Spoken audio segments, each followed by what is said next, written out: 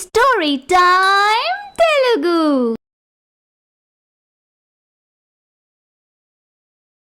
అందరికీ నమస్కారం. ఈరోజు మనం తెలుసుకోబోతున్న స్టోరీ అక్కా చెల్లి పార్ట్ 5. మరునాడు సాయంత్రం కిషోర్ ఆఫీస్ నుంచి వచ్చిన తర్వాత తమ గదిలో కూర్చుని ఉన్న కిషోర్ దగ్గరికి వస్తుంది స్రవంతి. ఏవండి, నేను కూడా చదువుకున్నాను కదా, మధ్యాహ్నం అంతా ఇంట్లో ఖాళీగానే ఉంటున్నాను. జాబ్ చేస్తానండి. ఫినాన్షియల్గా మీకు కూడా చేదోడు వాదోడుగా ఉంటుంది. నాకేమీ అభ్యంతరం లేదు స్రవంతి, కాకపోతే మా అమ్మ నాన్న ఏమంటారో అని ఆలోచిస్తున్నాను. నన్ను వెళ్ళి అత్తయ్య గారిని మామయ్య గారిని అడగమంటారా? అడుగు, వాళ్ళు ఒప్పుకుంటే నాకు ఓకే. సరే అని హాల్లో ఉన్న అత్తగారు మామగారు దగ్గరికి వస్తుంది స్రవంతి. అత్తయ్యగారు, మామయ్య గారు, నేను మీతో ఒక విషయం మాట్లాడాలి. ఏంటమ్మా అది?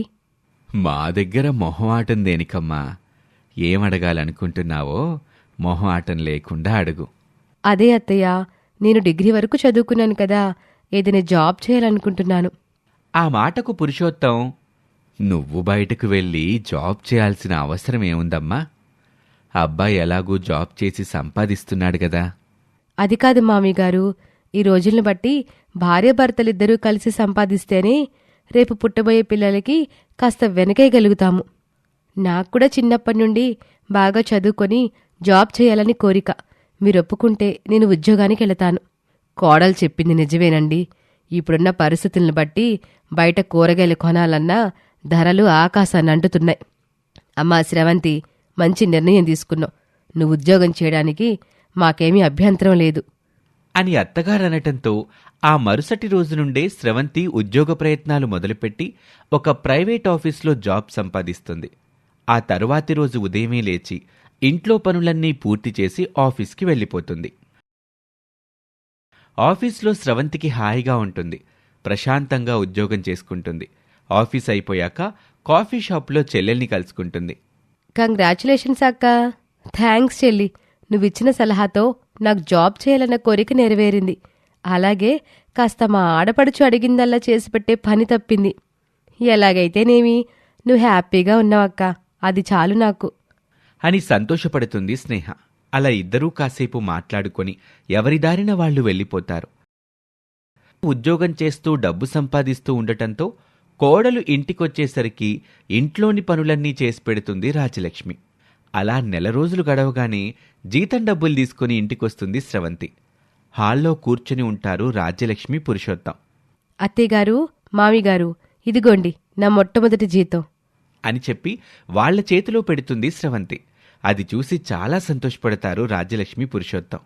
నీకు కూడా ఖర్చులుంటాయి కదమ్మా, అలాగే బస్ ఛార్జీలకు కూడా డబ్బులు అవసరం ఉంటుంది.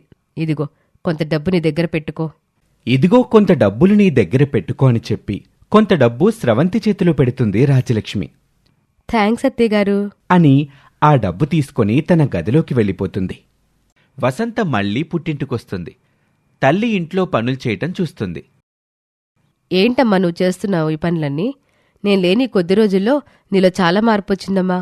నీ కోడలి మీద ప్రేమ బాగా ఎక్కువైనట్టుంది. అలాగనేమీ కాదులేవే వసంత, ఏదో ఉదయాన్నే వెళ్ళి సాయంత్రం వరకు ఆఫీసులో పనిచేసి వస్తుంది కదా, మరలా ఇంట్లో అన్ని పనులు తనొక్కతే చెయ్యాలంటే ఇబ్బందిగా ఉంటుందని నాకు చేతనైనంత నేను చేస్తున్నానంతే. పైగా జీతం కూడా తెచ్చి నా చేతిలోనే పెడుతుంది. అయ్యో పిచ్చినా తల్లి, నువ్వింత అమాయకంగా ఉన్నావేంటమ్మా? మొదట్లో ఎవరైనా ఇలాగే చేస్తారు. ఇప్పుడు నువ్వు ఇంట్లో పనులు చేస్తూ నీ కోడల్ని నెత్తి మీద పెట్టుకుంటే ఆ తర్వాత నిన్ను లెక్క చేయడం మానేసి తనకి ఇష్టం వచ్చినట్లుంటుంది. అంతేనంటావా?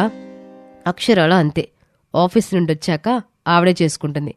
ఒకవేళ పని ఎక్కువైతే ఉద్యోగం మానేస్తానంటే ఊరుకుంటావా ఏంటి? దానికి తగ్గ సమాధానం అప్పుడు చెబుదుగాని.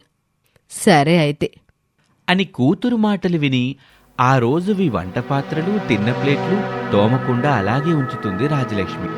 ఆఫీస్ నుంచి ఇంటికొచ్చిన స్రవంతి సింకులో ఉన్న అంట్లను చూస్తుంది. ఇదేంటి రోజూ అంట్లు తోమే అత్తయ్యగారు ఈరోజు తోమలేదు?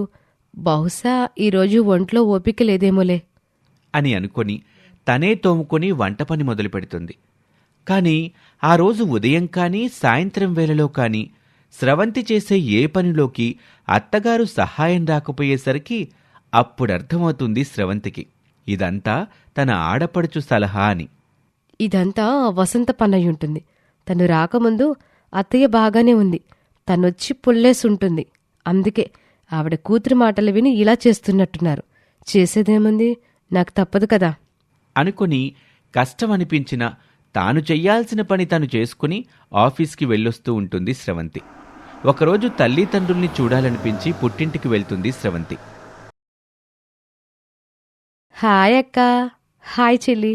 బాగున్నావా తల్లి? బాగున్నానమ్మా. అల్లుడు గారు ఎలా ఉన్నారమ్మా? బాగున్నారు నాన్నా. మీ అత్తారింట్లో నీకంతా బాగానే ఉంది కదమ్మా? ఏ ఇబ్బంది లేదుగా? ఏ ఇబ్బంది లేదులే అమ్మా. ఎందుకుంటుందిలేవే, వాళ్ళత్త చాలా మంచిది. అమ్మాయిని బాగానే చూసుకుంటుంది. ఇంక అల్లుడు గారి గురించి చెప్పేదేముంది? పోనీలెమ్మా, అందరూ బాగా చూసుకుంటుంటే అంతకంటే ఏం కావాలి? చాలామంది కోడళ్ళకి అత్తగారితో సమస్య ఉంటుంది. కాని నా విషయంలో ఆడపడుచుతో సమస్య. హాయిగా అత్తారింట్లో కాపురం చేసుకోకుండా పుట్టింట్లో ఉంటూ తన జీవితం పాడు చేసుకుంటూ నాకు ఇబ్బంది కలిగిస్తుంది అనుకుంటుంది స్రవంతి. అక్క, అలా కాసేపు సరదాగా బయటికెళ్ళొద్దాం పదా. అలాగే స్నేహ అని ఇద్దరూ బయటికి వెళ్తారు. ఏంటక్క సంగతులు? మన ప్లాన్ సక్సెస్ఫుల్లే కదా? నీకు కాస్త పని తగ్గినట్టేనా అని ఆనందంగా అడుగుతుంది స్నేహ. నేను ముందు అలాగే ఆనందపడ్డాను స్నేహ. నేను జాబ్కి వెళ్లడం మొదలుపెట్టినప్పటి నుండి మా అత్తగారు నాకు కాస్త ఇంటి పనులు సహాయం చేస్తూనే ఉన్నారు.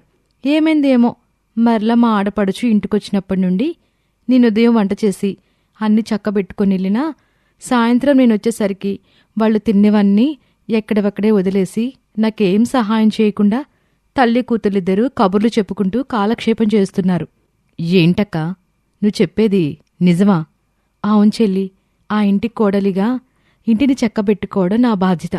కాని వచ్చిన ప్రతిసారి మా ఆడపడుచు కోరి వంటలు చేస్తూ ఆవిడకి వండి పెట్టలేక ఏదో ఉద్యోగం పేరుతోనైనా నాకు కాస్త రెస్ట్ దొరుకుతుందనుకుంటే అది జరక్కపోగా అటు జాబ్ ఇటు పని ఇంకా ఎక్కువైపోయింది.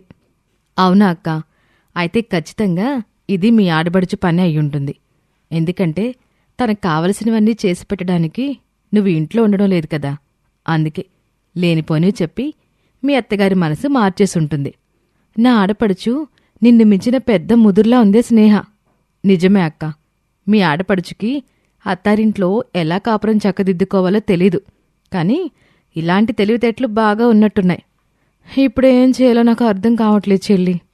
నువ్వు బాధపడకక్క, నేనేదో ఒక ఉపాయం ఆలోచిస్తాను. ఇప్పుడు మనం చేయాల్సింది నీకు పని భారం తగ్గించడం గురించి కాదు. మీ ఆడపడుచు చీటికి మాటికి పుట్టింటికి పరిగెత్తుకుంటూ రాకుండా అత్తారింట్లో ఉండేలా చూద్దాం. కాస్త నాకు టైం ఇవ్వు. అమ్మో, మళ్ళీ ఉపాయమా? ఈసారి ఇంక నా వల్ల కాదే. అక్క, మీ ఆడపడుచు ఇలా చేస్తుందని నాకేం తెలుసు? ఇప్పుడు తన గురించి పూర్తిగా అర్థమైంది కాబట్టి ఈసారి బాగా ఆలోచించి బ్రహ్మాండమైన ఉపాయం చేస్తాను. తిరుగుండదు, నన్ను నమ్ము. సరే అలాగే కాని ఆ ఉపాయం తట్టాక నాకు ఫోన్ చేసి చెప్పు అని కాసేపు ఆ గుడి దగ్గరే కబుర్లు చెప్పుకొని ఇంటికొస్తారు. స్రవంతి 2 రోజులు పుట్టింట్లో ఉండి మళ్లీ అత్తారింటికి వెళ్ళిపోతుంది.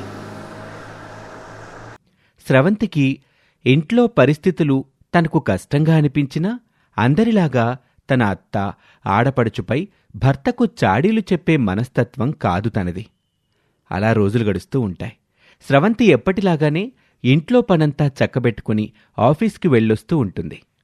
ఒకరోజు సిటీలో ఉన్న కాఫీ షాప్లో కలుస్తారు స్రవంతి, స్నేహ. ఏంటక్క విశేషాలు? అసలు అమ్మ వాళ్ళని చూడ్డానికైనా రావట్లేదు. ఏముంటుంది స్నేహ, నీకు తెలిసిందే కదా, అటు ఆఫీస్ ఇటింటిని చక్కబెట్టుకోవడంతోనే టైం అంతా గడిచిపోతుంది.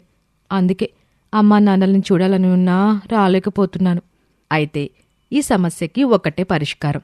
పొమ్మనకుండా పొగబెట్టడం అనే సామెతని మనం ఆచరించడమే. అంటే నాకు అర్థం కాలేదు, వివరంగా చెప్పు. ఏమీ లేదక్కా, నువ్వు వంటలు రుచిగా చేస్తావు కదా. అవును, ఆ రుచికి అలవాటు పడే కదా వాళ్ళు నా చేతనే ఇంత వంట చేయిస్తున్నారు. నువ్వు వంట రుచిగా చేయడం మానేస్తే అంటూ అర్థమైందా అన్నట్టు అక్కవైపు చూస్తుంది. అదేలాగా? ఓ అమాయక పక్క, అది కూడా తెలీదా? బాగా చేయడం కష్టం కానీ చెడగొట్టడం చాలా ఈజీ. వంటలో ఒకరోజు ఉప్పు ఎక్కువేసే, ఒకరోజు కారం ఎక్కువే. దాంతో వాళ్ళకే వాళ్ళే నీ చేత వంట మానిపించేస్తారు. ఆహా, సూపర్ ఐడియా ఇచ్చావు. ఇక ఈసారి మా ఆడపడుచు కూడా ఈ ఉపాయాన్ని స్పాయిల్ చేయలేదు. థ్యాంక్స్ చెల్లి అని చెప్పి వెళ్ళిపోతుంది స్రవంతి. ఇక ఆ తర్వాత ఏం జరిగిందో వచ్చే భాగంలో చూద్దాం.